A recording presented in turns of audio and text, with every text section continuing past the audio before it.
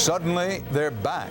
As mysteriously as they vanished, computer hard drives containing U.S. nuclear secrets reappear.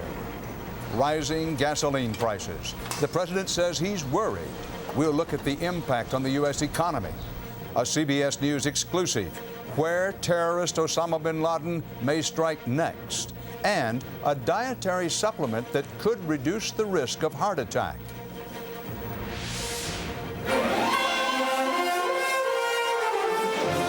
This is the CBS Evening News with Dan Rather reporting from CBS News headquarters in New York. Good evening. The missing nuclear weapons secrets at the Los Alamos laboratory in New Mexico have suddenly been found. The 2 computer hard drives with the weapons data on them turned up inside the facility where they'd been reported missing 6 weeks ago. And they may actually have been missing longer. It's possible someone took them and put them back. CBS's Cheryl Atkinson is on the fast-breaking story of lost and found at Los Alamos. Cheryl? Dan, the Energy Department rushed out the announcement late today. The missing hard drives have been found, and if there's a glimpse of good news in this security fiasco, it is that they were found within the lab's Secure Area X division. Energy Secretary Richardson announced that although the hard drives have been visually validated, meaning identified by sight, the official validation of their authenticity is underway. Among the unanswered questions, did the hard drives leave the secured area and were they subsequently returned? Remember, lab personnel, the FBI and Energy Department had, quote, turned the lab upside down over the course of the last month looking for the hard drives. Richardson says he'll aggressively pursue the matter, and there will be accountability and disciplinary actions forthcoming. Earlier today, some prominent House Democrats sent a scathing letter to Richardson demanding that he fire the University of California as manager of Los Alamos, saying the university is obviously not up to the task of ensuring that national security is protected. Dan? Cheryl Atkinson. CBS's Jim Stewart has been checking with his law enforcement sources about how the hard drives were found. Jim, what have you dug up? Dan, law enforcement sources say tonight they're pretty certain someone deliberately hid those discs and that a full-blown criminal investigation is now underway to discover who. The discs were found stuffed behind a copying machine inside Division X at Los Alamos. That specific area had been searched at least twice before. It does not appear they've been tampered with.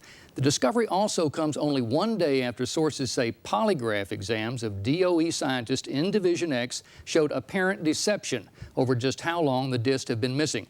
DOE said they first noticed their absence on May 7th, but sources say it's likely now they went missing weeks earlier. In short, investigators say it looks less and less like sabotage, or espionage rather, and more like a foul-up followed by a cover-up. Dan? Jim Stewart, thanks. Correspondent Stewart also has new and exclusive information tonight on Osama bin Laden. He's the renegade Saudi multimillionaire blamed for the 1998 U.S. embassy bombings, whose terror web now stretches far from his home base in Afghanistan.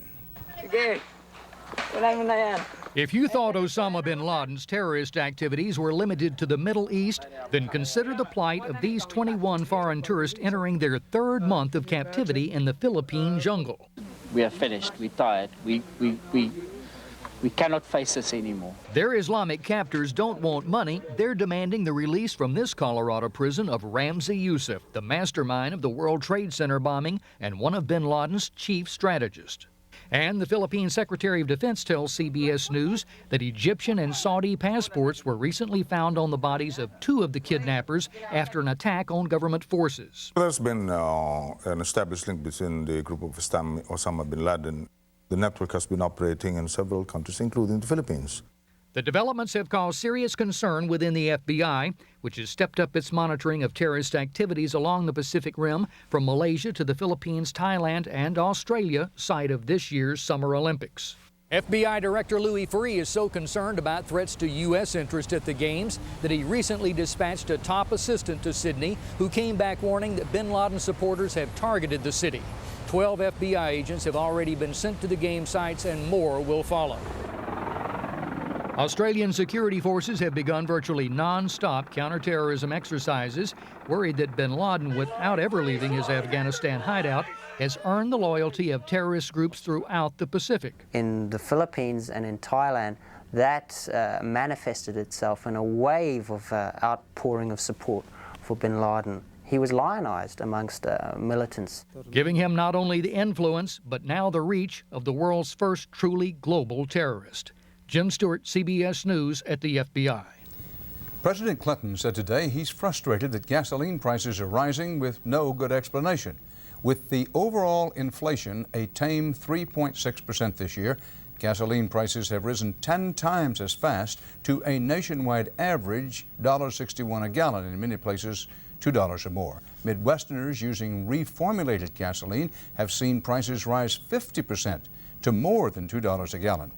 With an election coming, Anthony Mason looks at the impact of all this on the U.S. economy.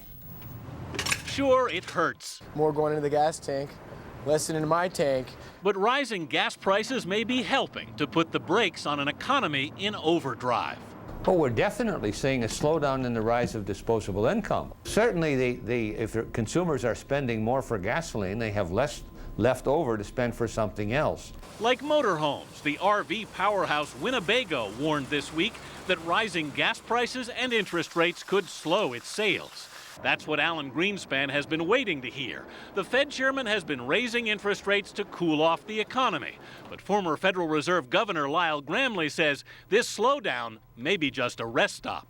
I expect a reacceleration of growth in the second half, and I don't think the Fed has finished tightening yet. Whatever happens with interest rates, analysts say higher gas prices are here for a while. Summer is rush hour at the pump, and prices won't begin to fall until the temperature does. But that's when another problem could kick in. Oil analyst Bruce Lonnie says home heating oil inventories are at an all-time low. If we do get a cold winter, I think we're in a pretty tough spot. You're going to see heating oil prices spike up just like you've seen gasoline prices spike up. And so it's just going to be a continuation of higher prices for the consumer. So as you head off on your summer vacation, maybe it's better not to look too far down the road.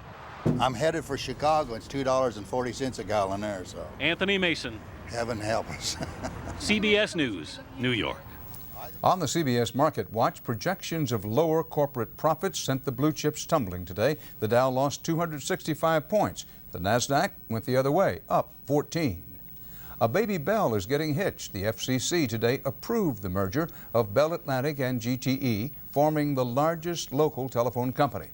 And Congress has approved legislation giving the electronic signature sent through cyberspace the same validity as the old John Hancock.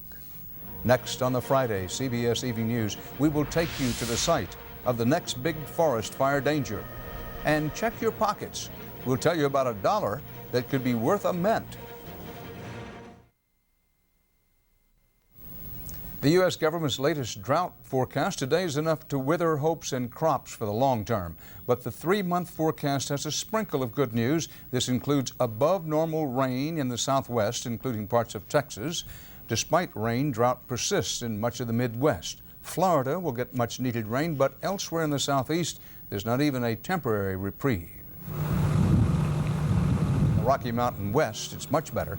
Crews battling the wildfires that destroyed 19,000 acres and more than 50 homes near Denver got a break this day from the weather. Temperatures dropped, the gale force winds died down, and the humidity is up with rain in the forecast.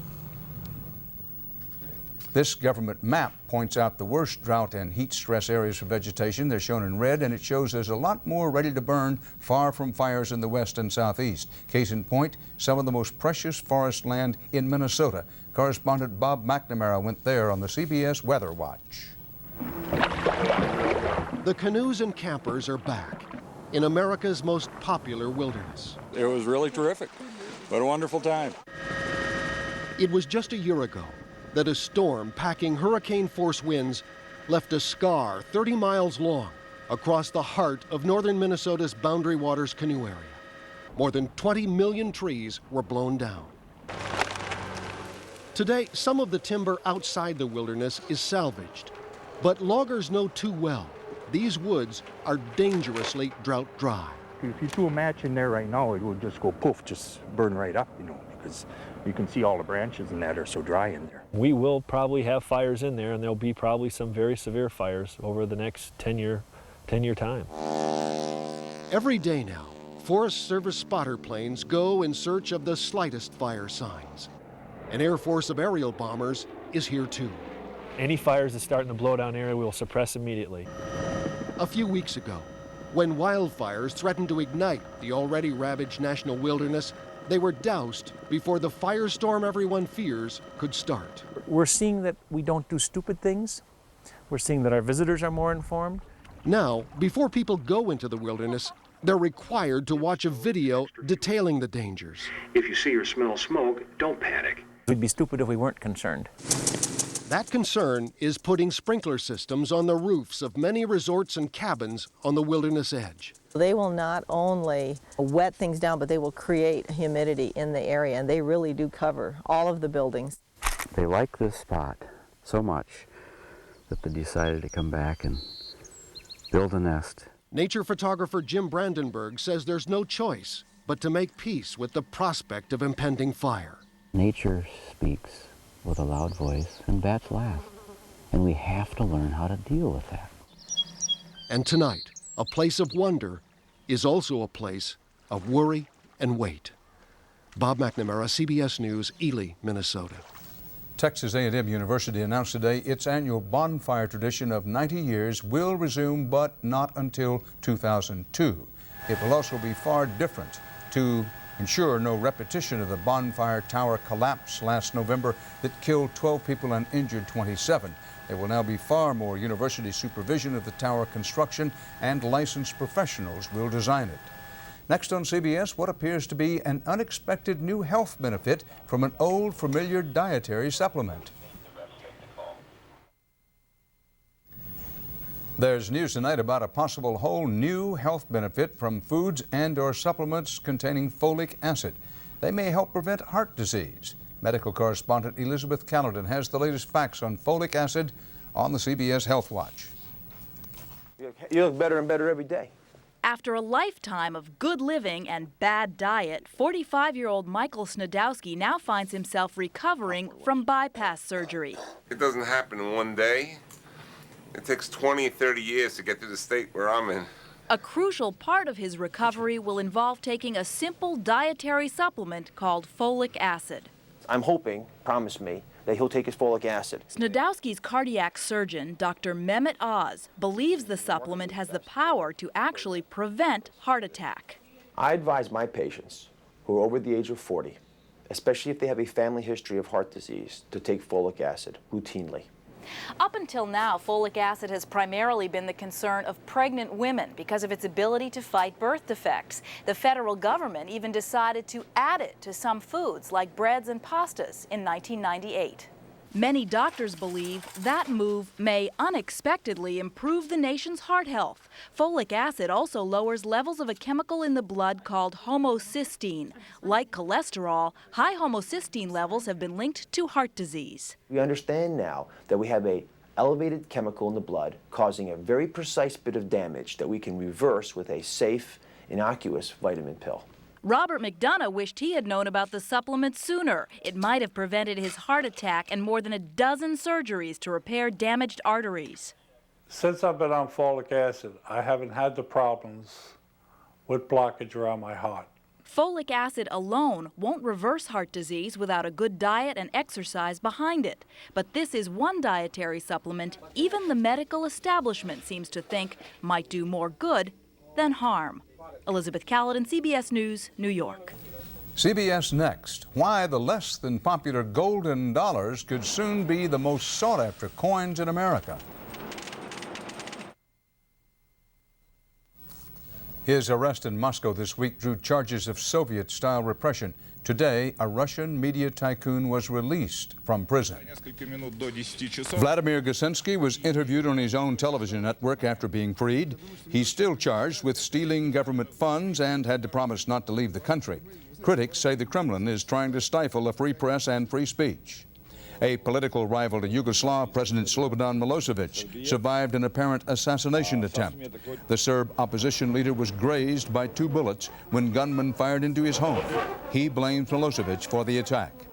After 10 years of structural work to keep it from falling, Italy's Leaning Tower of Pisa reopened today, standing 10 inches straighter.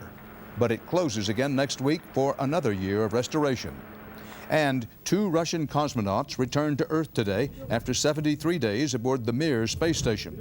The next flight to the aging Mir tentatively set for next year, may include a paying customer.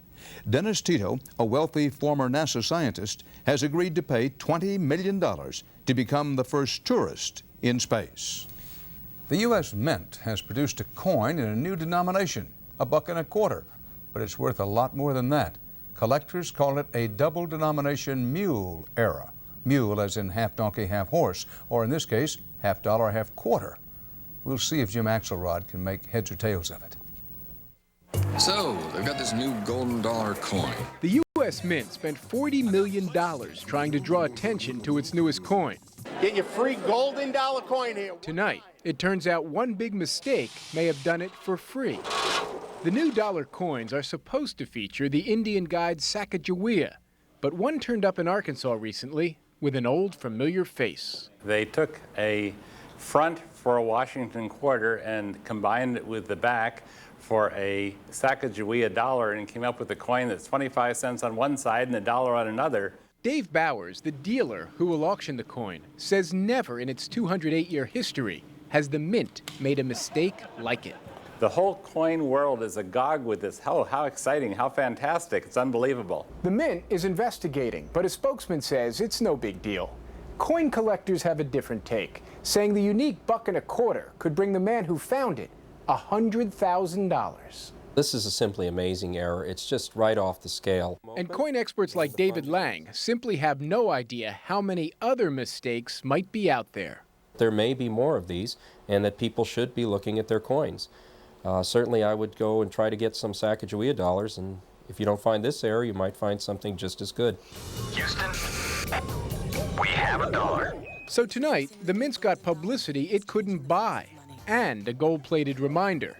Always be careful what you wish for. Jim Axelrod, CBS News, New York. Straight ahead on the CBS Evening News, the little prince no longer. At 18, William has his mother's looks, and don't the girls know it?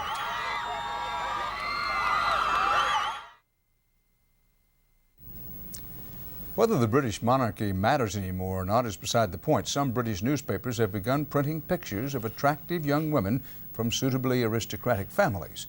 The opening moves in a game of royal matchmaking.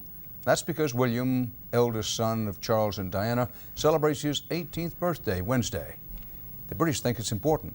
CBS's Mark Phillips reports. You remember William, the prince who looks so much like his mother. That's him in the red vest, but you probably knew that. Well, now William, as he turns 18, is at the center of a very Princess Diana-like media storm. These pictures, released today, were shot with royal approval at William's exclusive Eton school. A studious prince, an athletic prince, a hunk of a prince who, as his water polo number suggests, is in line to be King William V. A prince who will not likely need some of the domestic skills he's been learning.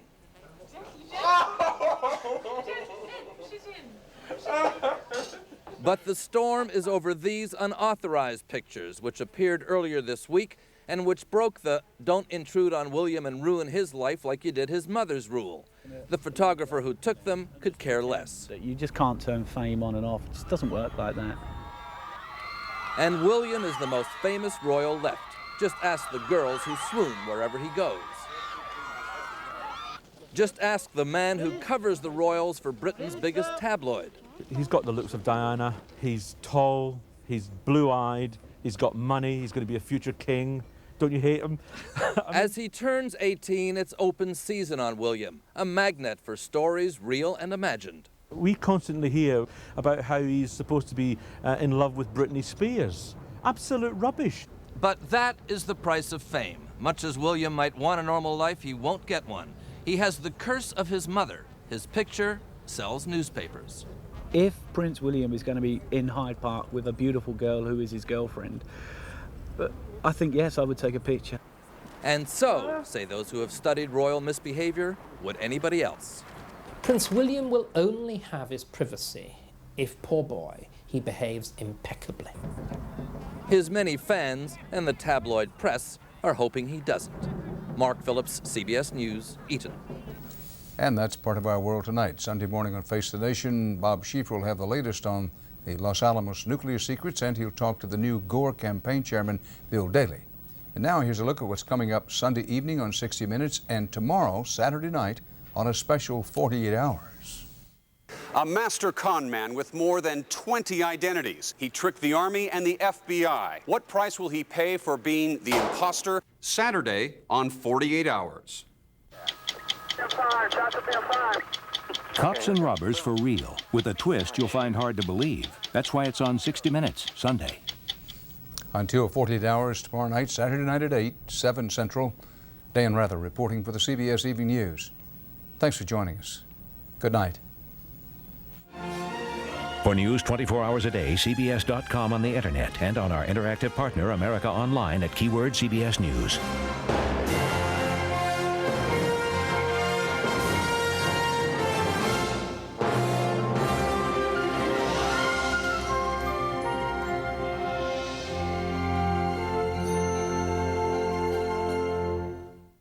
Make your summer wardrobe sizzle on the Saturday Early Show. Experience CBS News.